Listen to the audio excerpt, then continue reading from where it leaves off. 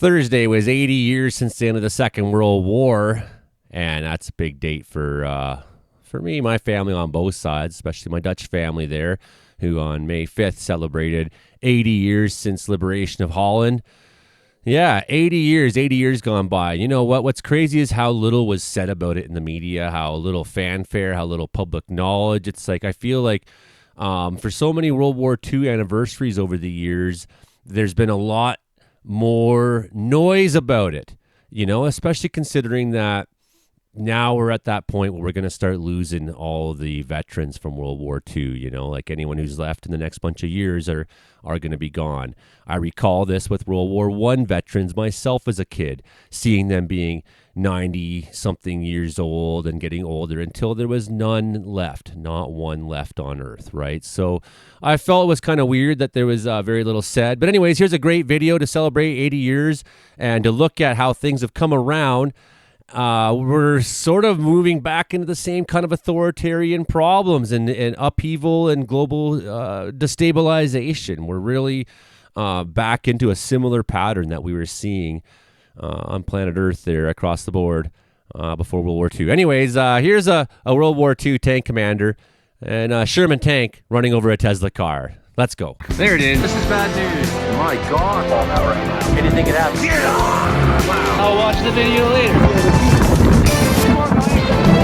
They dry mopping this. Hit like, share, subscribe if you would, because that makes my world go around, keeps me in business. In fact, I've just hit 7,500 subscribers, and my goal has always been 10,000. So we're getting close, people. I can't make it without you. Okay, let's get on with the funny stuff.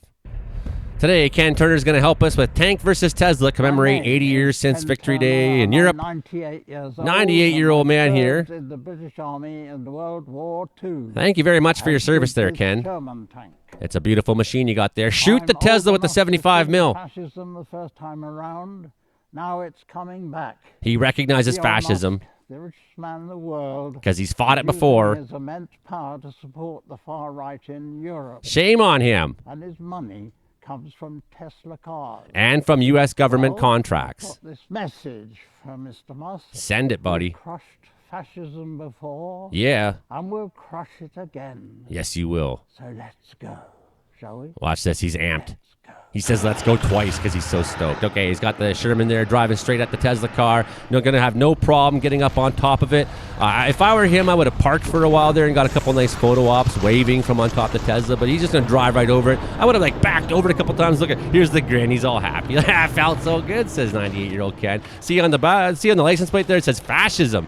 And that's true. And watch the windows exploding out. That's completely friggin' awesome. That's the best thing I've seen all week. Very therapeutic there. I hope that battery doesn't explode your tank there or whatever. You know, I don't know if I'd trust touching a Tesla car or not. Slow-mo replay. Let's go! Ken's so stoked on this mission he's got here. Thank you for your service the first time, Ken. Thank you for your service the second time. Ken does recognize what authoritarian movements look like. He does recognize what it means when the truth is under attack on all levels. He understands what propaganda means. He understands when our freedom is under threat, when democracy is under threat, and he's going to give us a demonstration one last time of what crushing fascism feels like in a Sherman tank, a vintage Sherman tank there out in the countryside of England. And watch the smile right there. Ken says that is the best day ever. And one last couple of looks here at the fascism car getting crushed there. Too bad Mr. Musk isn't sitting inside it. That would have made this video extra sweet, but we could kind of imagine maybe with AI I could have photoshopped him in there somehow, and then instead of the windows exploding like that, it could have been his head. But no. Okay, here we go.